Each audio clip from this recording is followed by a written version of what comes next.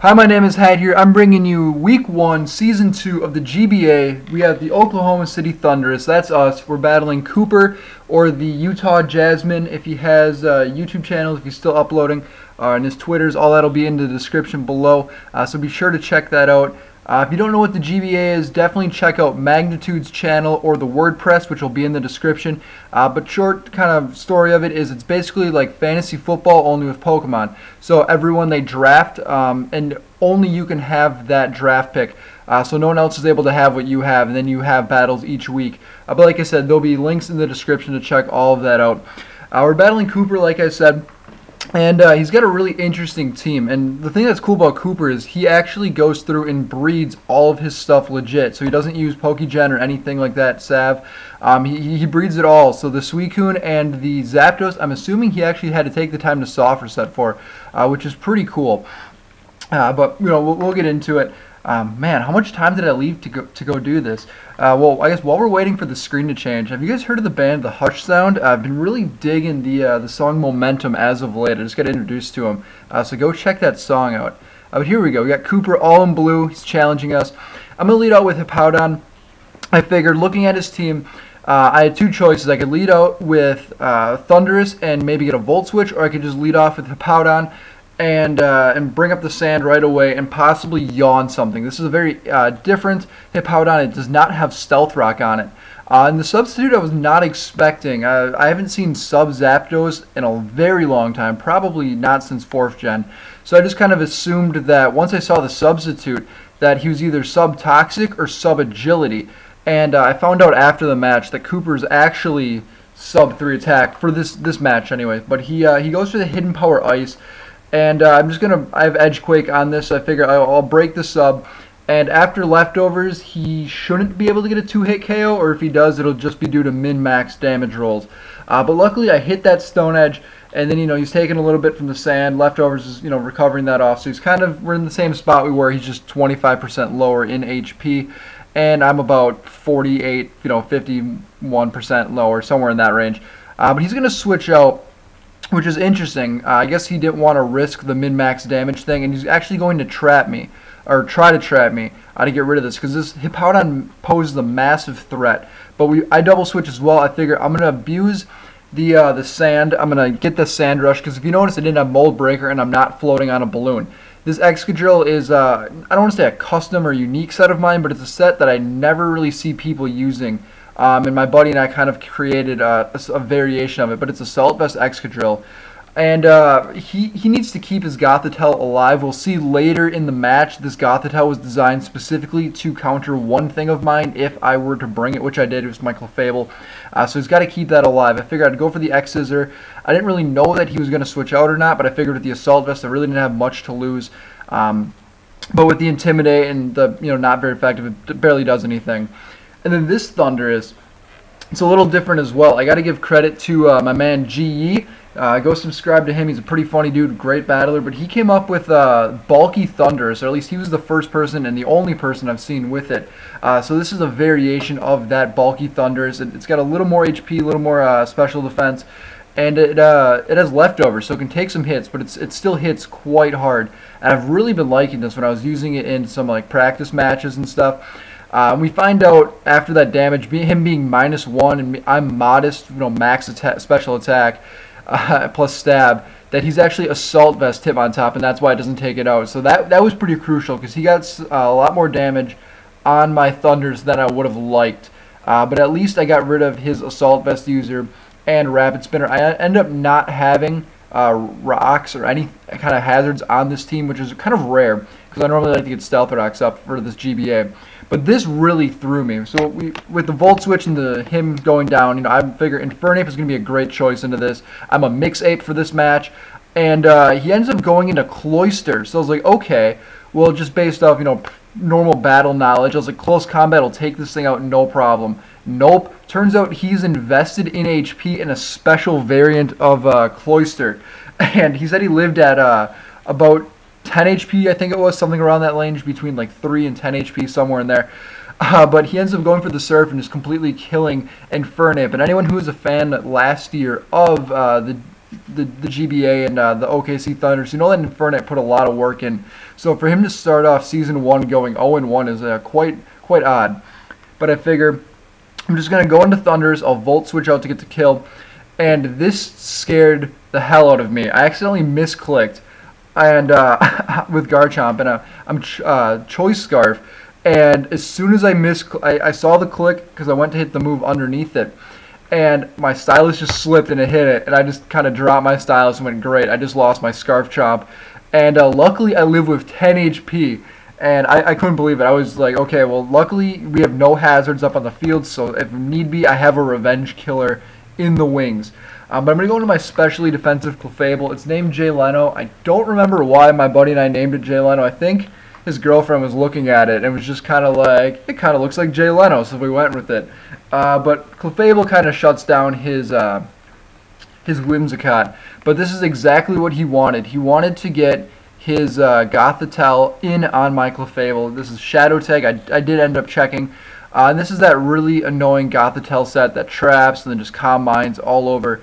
But he never went for the rest, which was kind of interesting. He taunts me, which is fine. I mean, he is faster, so there's no point even when taunt wears off, unless I'm predicting taunt to wear off, to even go for a Soft Boil. This is a very unique Clefable. It's got a Soft Boil on it, which is like, I believe, a Gen 3 tutor move. So, you know, this Clefable, it took a while to get up through Bank and onto X and Y, but it's so nice having Soft Boil, especially because I do run a pseudo Sand team in the GBA, so Sand is, you know, gonna take Moonlight's effectiveness down a notch. So with Soft Boil, I don't have to worry about that. But basically at this point, I know I'm gonna lose my Clefable unless I get a crit, and I'm assuming for him to go just a +6 and then to rest up and then try to kill me that way, so he can, you know, have as much health as possible for whenever I bring into Revenge Kill this Clefable. And he doesn't do that. He Calm Minds up a few times, and eventually he kills Clefable, but he never rests. So I'm not sure if he has rest or not. It's possible maybe he was running like a toxic variant of it. But my Clefable gets him down pretty low, where I can send something else in to just Revenge Kill it. Unfortunately, I'm a noob when it comes to all this editing stuff, so I didn't speed this up. I suppose I could have taken the time to learn how to speed it up, but now you guys just get to hear me ramble for, you know, until this little stall war goes off. You know, I expect the taunt. There's no point to even try going for Soft Boil or anything like that. Just fish for crits with the Moonlight or Moonblast. As you can see, even though he's Calm Minding up, and I'm running a I guess I don't know if you've seen it yet or not, but I'm running a Leftovers Clefable instead of a Life Orb Clefable. So my Moonblasts are still doing quite a bit, considering, you know, he's specially defensive and he's been Calm Minding just non-stop. But, you know, what are you gonna do about it? We got to sit in here and deal with it. But, you know, like I've been expecting him to rest this whole time, and he's just not doing it. And so that, to me, that threw me. I'm not sure if he even has rest or what his whole thing was. But so he's like, I think +4 now, and that only did about 53%, somewhere around that range. So I was surprised by that. That, you know, even that strong, that Clefable's bulk is just, it's too good. I love Clefable, especially now with that fairy typing. It's a really good special wall. You can even run the physical wall. But after going against this, it's really making me consider breeding for an Unaware Clefable, because stuff like this is so annoying to play against. An Unaware would have been so useful in this situation. But finally, Clefable goes down. I figure Garchomp is going to come in. He's going to be able to clean up whatever he uses. If he leaves in Gothitelle, it's going to die. If he wants to switch something else out, it's going to take a lot of damage. I debated if I wanted to go for Stone Edge just in case he wanted to predict that and go for the Earthquake, or predict my Earthquake and going into the Zapdos. But I figure I don't want to risk Stone Edge missing and then him killing off Garchomp with Gothitelle and not still being around. So I figure, you know, I'll just go for the Earthquake. Worst comes to worst, I'll switch something else out.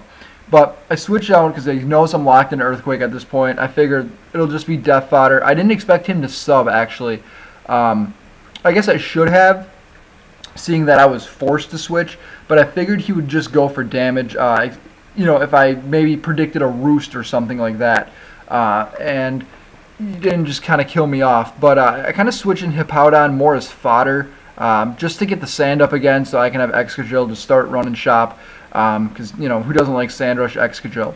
But I got to break his sub, and I hit the Stone Edge again, which is great. I actually don't miss a single Stone Edge this game, and I was scared for a while because I didn't ever PP up this specifics Hippowdon's Stone Edge, so I was only at 5.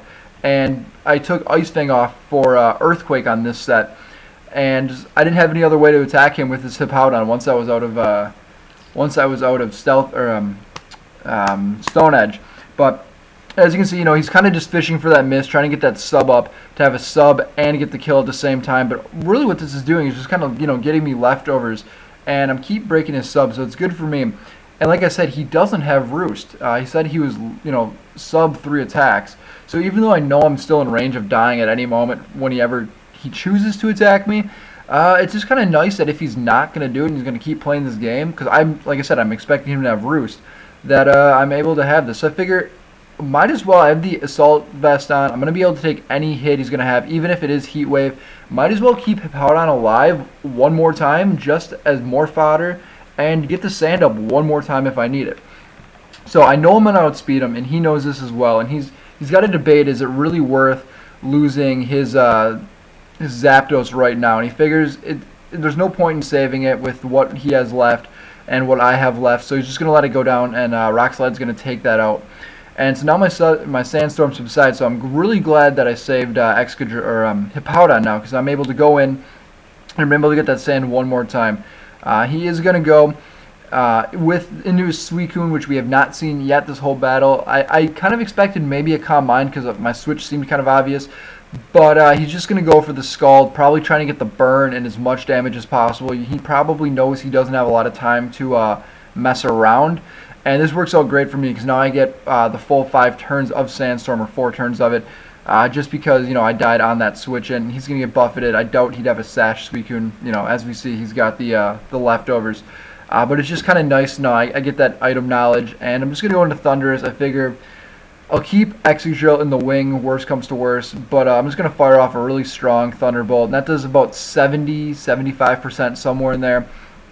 And he's just going to go for another Scald, and he's going to get the burn. It's not too big of a deal because I do have leftovers, and I'll survive because, you know, Sand will hit, then leftovers will kick in, and then the burn will hit. So I'm going to be able to attack one more time, which is really good for me. Be able to take out the Suicune, and that's, you know, what we all kind of wanted, or at least what I wanted.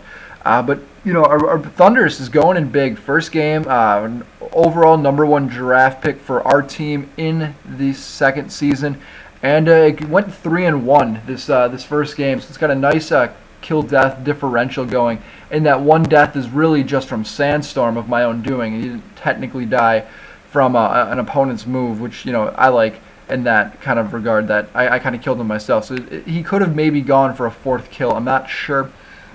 But having a nice 3-kill game is always good. You can't ask for more than that. But, you know, the sand's going to be up. I'm going to send in Excadrill, and he has just his Whimsicott left.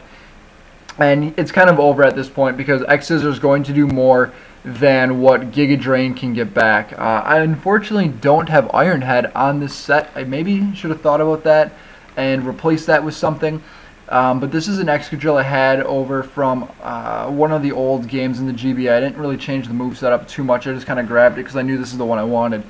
And you know, it's got Rapid Spin, Rock Slide, Earthquake, and, you know, then as we see, X-Scissor. I think that was to take out something on Shady Penguin's team when I battled him, but I'm not quite sure at the moment.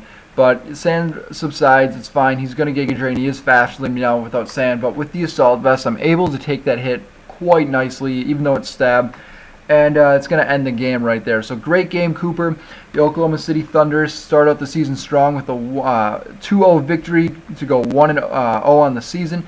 Thank you guys for watching, and I'll be back next week with week 2 of the GBA. Hope you guys enjoyed it.